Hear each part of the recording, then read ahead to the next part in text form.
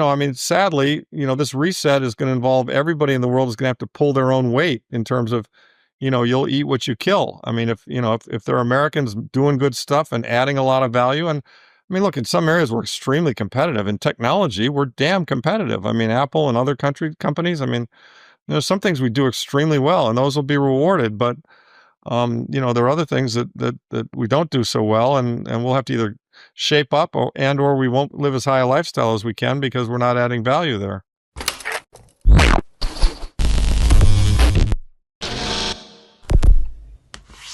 Hey guys, welcome to Everyday Finance. Larry Lepard cautions that while money production continues to devalue each dollar, we are seeing a slow motion plunder of wealth. Inflation is the cornerstone of a debt-driven society that needs to continuously produce new currency in order to live. It is not a passing fad. Every temporary solution merely makes the long-term issue worse by depleting the purchasing power of regular citizens to support banking institutions and governments. According to Larry Lepard, this spiral will only get worse because each debt and printing cycle devalues fiat currencies more quickly than the last. Holding valuable, long-lasting assets like gold and Bitcoin is essential for survival in that setting. As money fails, he sees Bitcoin skyrocketing from $100,000 to $1 million in gold, possibly, climbing from $3,000 to $20,000. According to Larry Lepard, this is more than just a market forecast. It's the start of a worldwide revolution in which people who recognize scarcity and keep value outside of the system will protect their riches, while those who hold on to currency run the risk of seeing it disappear instantly. I agree. It really does. I mean, so it grows in order of magnitude. I mean, so it went from 1 to 10, 10 to 100, 100 to 1,000, 1,000 to 10,000, 10,000 to 100,000. I mean, was it 6 or 7 orders of magnitude, and it's been around for 15 years. So now it was more rapid in the earlier years, but and that's slowing down as sailors pointed out. The ARR has come down, but it's going to do another order of magnitude. And that's going to do another order of magnitude after that. I mean, someday it's going to go to 10 million, but that's probably quite some ways out because it like I say, it is slowing down. But yeah, I mean, I remember very clearly back in the depths of the bull market or the bear market in gold, and things were down, and I don't know, this was 2016 or 17 or 18, and thinking to myself, boy, if this, and I owned a bunch of Bitcoin, thinking to myself, boy, if this ever got to 10, 20, 30,000, I'd be feeling pretty good about life. It was like at 4 at the time, and, then it went up and I got to 20. I was like, if this ever got to 100, I'd be feeling really good about life. And, and now it's at 100. And, yeah, the goalposts kind of keep moving, but it's a hard, I mean, I've said this before, it's a hard thing to get your head around. And I say that, I said this in another podcast. I think it's an important point to make. We have never had a form of money that would not be diluted in some form or fashion. There's never been such a thing. Even gold, 1.7% a year, every 45 years, the amount of gold on the planet doubles. 21 million, it's fixed. I think that fact right there explains why it can go up forever, because it's the supply is perfectly inelastic. And so, I think that fact right there is also why it's really hard for people to get their heads around it. Yeah, if you believe that fact, if the demand just keeps on growing and the supply is fixed, the only thing left to change is price. The only thing left to change is price. Yeah, that's it. And by the way, and it's not okay. So you could have said that a bunch of years ago, but you would have, the volatility and everything. Say, am I right about it? But man, now you got 16 years of this shit. Do you know what I mean? And no financial asset. I mean, there's so many amazing things going on. How can you be a financial advisor, of any kind, and not be pushing Bitcoin to your investors, or not even mention or poo-poo it, when it is the best performing financial asset in the past 16 years? Not by a little bit. Yeah, right? How can you do that? I mean, I get it. If you didn't get it out earlier on, fine. If you're skeptical, fine. If you're still skeptical, fine. But at some point, the evidence, I mean, your lying eyes, I mean, the price, you just can't ignore it, right? You really can't. I mean, I mean, there still is a little bit of this, core protocol risk stuff. I mean, I haven't dug deep into that. I don't want to express a view on one side or the other. I mean, I have some gut feelings about it, but let me say it this way. I remember being at Sailor's place a long time, like in Bitcoin Miami, a couple of things ago, maybe 3 things ago, 22 or I don't know what year it was. And a couple of us asked him, we said, like, what do you worry about with respect to Bitcoin? He said the only thing that could screw this up is if Core, goes rogue and just does a bunch of stupid shit. And he said, even that, I'm not terribly worried about because of the consensus and the way that everybody votes on it. And I don't think, it'll be allowed to go in that direction. Yeah. But, there's that. I mean, and then more recently, people have said, well, the quantum risk is a real risk. And I'm not a computer scientist. I'm not an expert on that. All I know is what I read and listen to. Probably the one I trust the most is Lynn, who says, she doesn't see it as being a risk within a 5-year window.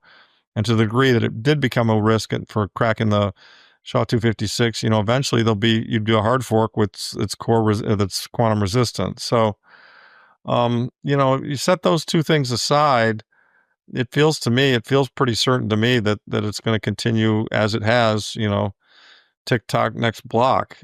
I think there's a chance, and I don't know if Trump and Bessent will have the guts to do it before he leaves. I think some of it will depend on whether they think they're going to win the next election or not. I think if they go into the next election thinking, oh, no problem, JD's got it locked up, there's no chance of a loss, then they may not be forced to do it. But I think if it looks like they're losing ground and JD isn't going to win the next election, they might try a monetary reset right then, right there, and say, we're going to a Bitcoin standard, and which would involve a massive devaluation of the dollar, an enormous one-time inflation across the board, but then actually a solving of the problem of sound money and forcing the government to balance its budget. So, and I mean, Bessent has said things like, we need another Bretton Woods and I want to be at the table when it happens. What? Holy shit. He kind of gets it. I mean, it's not, I mean, it's funny. These politicians, in some ways they're stupid, in some ways they're not. And, you can't really look at the $37 trillion of debt and not realize that that's a big elephant in the room, right? So, and the executive branch, there's a history of the executive branch doing monetary resets. I mean, the monetary policy of the United States is supposed to be set by Congress because it was said so in Article 1(8) of the Constitution. Only gold and silver money and monetary policy congressional thing. Well, fine until Lincoln printed greenbacks, executive order, right? FDR grabbed the gold, revalued it, executive order, right? Nixon broke us off the gold standard 71, executive order. So, there's this history that just says this, the president can change the monetary policy. So, what if they came out and said, guess what, guys, we're going to a Bitcoin standard. The new price of Bitcoin is $1 million a coin. We stand ready to buy it or sell it. The dollar obviously would depreciate enormously. And, we're going to match that with a balanced budget amendment. And off we go. And China and India are left there with their thumb in their butt going, oh, fuck, now what do we do? I mean, that would be the smart thing to do. Now, will we do that, or will they have the political cover or the guts to do it? I don't know, probably not. But it's the right thing to do. That's what we should do. If you want to restore fairness, and at that point in time, we could go forward in a much, much better world, because all of this grift, all of this monetary nonsense would just go away. It just would. And the currency would be sound again. According to Larry Lepard, painful reality is exposed by the declining dollar and ongoing inflation. Assets aren't actually increasing in value. Rather, currencies are depreciating.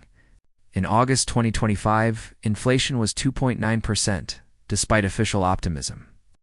As the U.S. money supply grew by almost 5% a year, every dollar in circulation is subtly devalued by this continuous expansion of the currency supply.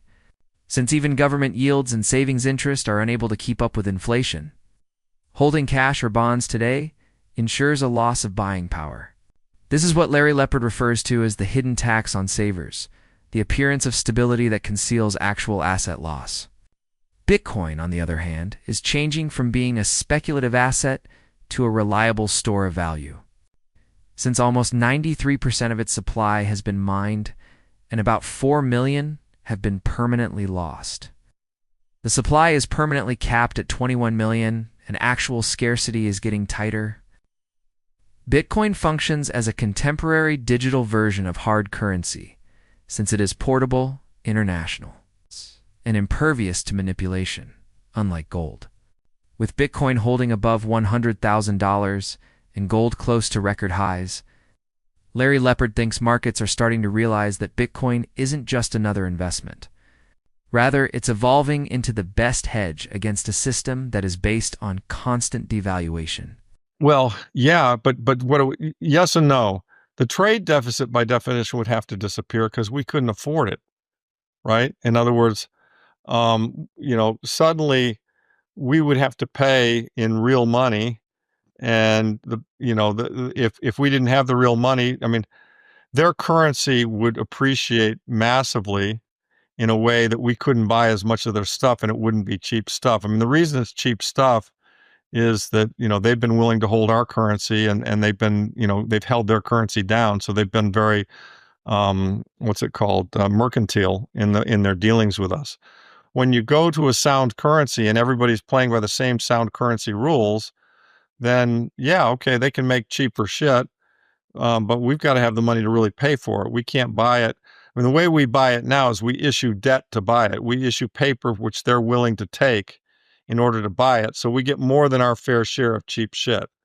And they sell more, and they want to do that because they want to, be a mercantile nation.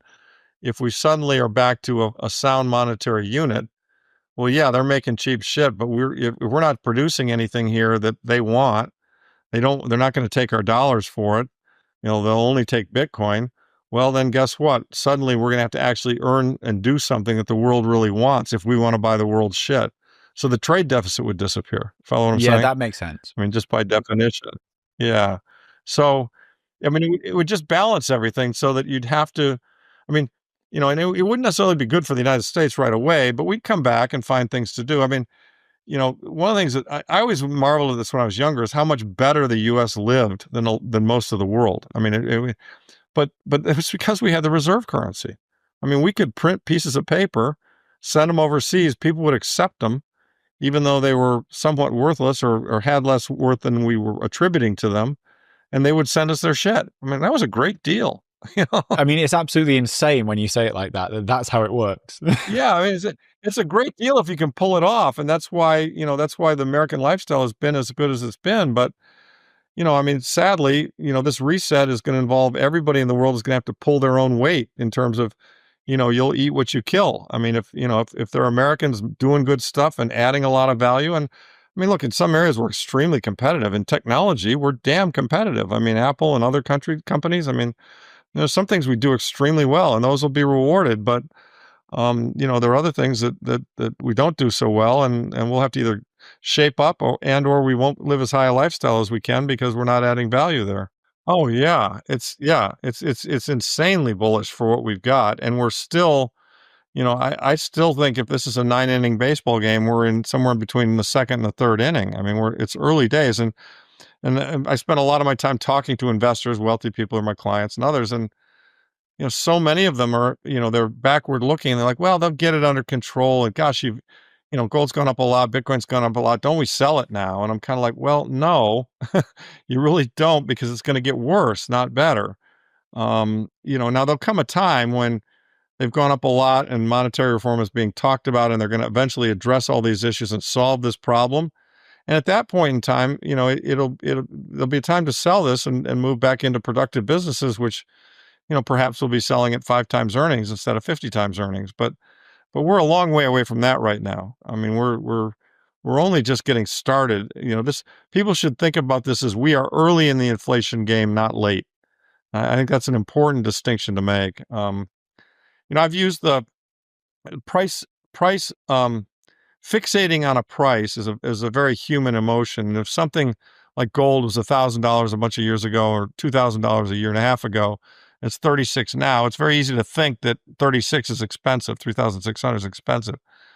But in fact, to balance the entire debt burden, all the money that's been created with the gold that we hold, if you compare it to the 70s model, it'd have to be $90,000 an ounce. So if that's really the case and we're at 3,600, it's kind of cheap, right? And the model I've been using, I've been touting recently, it's just, I think it's a good metaphor is, fiat currency is because the thing, I'll tell you what's going on. I'm encountering a lot of people says, yeah, I can't buy that because you bought it much cheaper. And I'm happy for you that you made all this money, but now it's high in price. I can't buy it. I mean, it's not a good investment to buy it this high. And I'm like, no, you don't understand. You got the model wrong. The model is that the fiat currency, the dollar, is the Titanic and it's sinking. And I bought seats on the lifeboat and they were cheaper when I bought them, but they're more expensive to you. And I'm sorry for that, but you didn't buy them when I did. But, the question to you and you got to address is, do you want a seat on the lifeboat or do you want to stay on the Titanic? Because, the Bitcoin seat is now 117 and the gold seat is now, 3,600. Your choice, right? And how good a lifeboat do you want to get on? You want to get on Bitcoin? Because if Well, gold that's has right. to be, I think Bitcoin's a better lifeboat than gold, but they're both, don't get me wrong, they're both going to work, Yeah. Danny. I mean, they're both going to work. Bitcoin in a much better way. Larry Lepard contends that recent U.S. policy choices have seriously undermined international confidence in U.S. debt. Washington demonstrated to the rest of the world that possessing U.S. assets now carries political risk by seizing Russian treasuries and cutting Moscow off from SWIFT. Russia, Saudi Arabia, China, and other nations took notice, understanding that if they lose favor with the U.S. administration, their dollar reserves may be frozen. The consequences are already apparent. Treasury auctions are displaying low demand. Rates are increasing, and worries about the United States mounting deficits are permeating international markets. Larry Lepard cautions that the United States will have to rely on local buyers or even crypto-linked assets like stablecoins to support its debt. If international buyers pull out or demand greater rates, which would be an indication of the financial system's increasing fragility. According to him, classic safe assets are far riskier than they seem in current atmosphere. He claims that assets that cannot be frozen, printed, or seized provide the only true protection, that safety net an asset outside the grasp of governments. And policy mistakes is embodied by Bitcoin's self-custody and resistance to censorship.